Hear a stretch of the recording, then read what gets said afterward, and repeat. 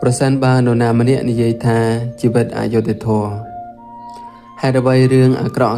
ក្តីលំបាកនិងភាពបរាជ័យចេះតែកើតឡើងនៅលើខ្លួនឯងតែម្នាក់សូមក្រឡេកមកមើលផ្កាកុលាបជាគំរូវាត្រូវបានហ៊ុមព័ទ្ធដោយបន្លាជុំវិញពេញមួយជីវិតរបស់វាកើតឡើងនៅលើបន្លាហើយនៅពេលដែលវាដុះចេញជាផ្កានិងក្រៀមស្វិតទៅវិញក៏នៅលើបន្លាដូចគ្នា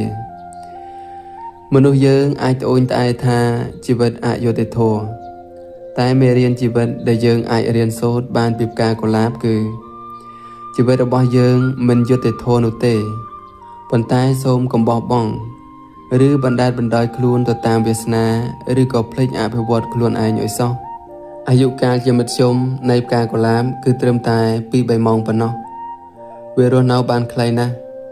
ប៉ុន្តែទោះបីជាអាយុកាលនៃផ្កាកុលាបគឺមួយភ្លេតក៏ដោយក៏វានៅតែបន្សល់ទុកនូវភាពស្រស់ស្អាតនិងចែករំលែកភាពរីករាយក៏ដូចជាក្លិនក្រអូបដែលអាចផ្ដល់ភាពរំជើបរំជួលនៅក្នុងការចងចាំរបស់យើងក្នុងរយៈពេលជាយូរបន្ទាប់ពីវាបានក្រៀមស្វិតទៅវិញតើជីវិតរបស់យើងអាចរស់នៅបានយូរប៉ុណ្ណាដូច្នេះយើងត្រូវកសាងរឿងល្អៗសាងគុណធម៌សាងស្នាដៃនិងកេរ្តិ៍ឈ្មោះដើម្បីបន្សល់ទុកដូចជាពាក្យចាស់ពោលថាទូកទៅកំពុងនៅផ្កាកុលាបគឺជាផ្ការីកនៅគ្រប់រដូវកាលទោះបីមានភ្លៀងធ្លាក់ព្រះអាទិត្យបញ្ចេញកម្ដៅឬក្នុងរដូវរងាក៏ដោយវាមិនភ្លេចបញ្ចេញផ្កាឡើយលើសពីនេះទៅទៀតយើងអាចផ្ដល់ផ្កាកុលាបដល់គ្នាទៅវិញទៅមកក្នុងឱកាសផ្សេងដូចជាថ្ងៃខួបកំណើតពិធីបុណ្យរំលឹកខួបនិងកម្មវិធីពិសេសផ្សេងទៀតដែលវាជានិមិត្តរូបដ៏ល្អឥតខ្ចោះនៃការជូនពរបើយោងទៅតាមច្បាប់នៃសកលលោកអ្វីដែលអ្នកផ្ដល់ឲ្យគឺជាអ្វីដែលអ្នកនឹងទទួលបានត្រឡប់មកវិញដែលនេះគឺដូចទៅនឹងលក្ខណៈរបស់ផ្កាកុលាបផ្កាកុលាបគឺជាស្ដេចនៃផ្កាទាំងអស់ហើយវាគឺជាផ្កាដែលមានប្រជាប្រិយបំផុតព្រោះវាបានផ្ដល់ឲ្យដោយខ្លួនវាយ៉ាងពេញលេញដោយគ្មានការស្ទាក់ស្ទើរអ្វីឡើយនៅពេលដែលយើងលះបង់សេចក្តីស្រឡាញ់ការខិតខំប្រឹងប្រែងនិងការលះបង់យើងនឹងទទួលបាននូវជោគជ័យអំណរនិងជីវិតមួយដ៏ពេញលេញដូច្នេះហើយនៅពេលក្រោយដែលអ្នកមើលឃើញផ្កាកុលាបវាកំពុងបង្រៀនអ្នកនូវសុភមង្គលដែលស្ថិតនៅក្នុងការផ្ដល់ឲ្យខ្លួនយើងយ៉ាងពេញលេញយើងបានដឹងហើយថាផ្កាកុលាបហ៊ុមព័ទ្ធទៅដោយបន្លាជុំវិញខ្លួនរបស់វាប៉ុន្តែមនុស្សម្នាគ្រប់គ្នានៅតែចូលចិត្តនិងប្រាថ្នាចង់បានវា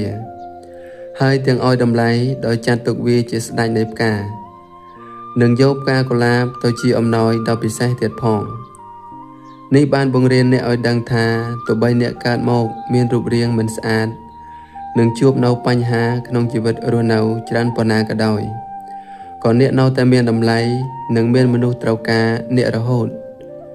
ដូច្នេះសូមកុំបាក់ទឹកចិត្តហើយជឿជាក់និងលើកទឹកចិត្តខ្លួនឯងដើម្បីបន្តដំណើរទៅមុខទៀតផ្កាកុលាបមានពណ៌ច្រើននិងមានអត្ថន័យខុសគ្នាចំពោះការផ្ដល់ឲ្យនិងអធ្យាស្រ័យទៅតាមកលៈទេសៈដូចជាពណ៌ក្រហមតំណាងឲ្យក្តីស្រឡាញ់និងមនោសញ្ចេតនាពណ៌លឿងតំណាងឲ្យមិត្តភាពនិងក្តីរីករាយពណ៌ស្វាយតំណាងឲ្យភាពរីករាយនិងរុងរឿងពណ៌ផ្កាឈូកតំណាងឲ្យក្តីស្រឡាញ់ការដឹងគុណនិងការកោតសរសើរពណ៌សតំណាងឲ្យការអាណិតអាសូរពណ៌ទឹកក្រូចតំណាងឲ្យការចាប់អារម្មណ៍និងសាទរប្រៀបប្រដូចមកមនុស្សយើងទោះបីបើយើងមានរូបរាងពណ៌សម្បុរជំនឿសាសនានិងជាតិសាសន៍ខុសគ្នាក៏ដោយក៏សុទ្ធតែមានតម្លៃជាខ្លួនឯងរៀងខ្លួនស្មើគ្នាដូច្នេះចូលយើងស្រឡាញ់និងពេញចិត្តនៅអ្វីដែលខ្លួនឯងមាន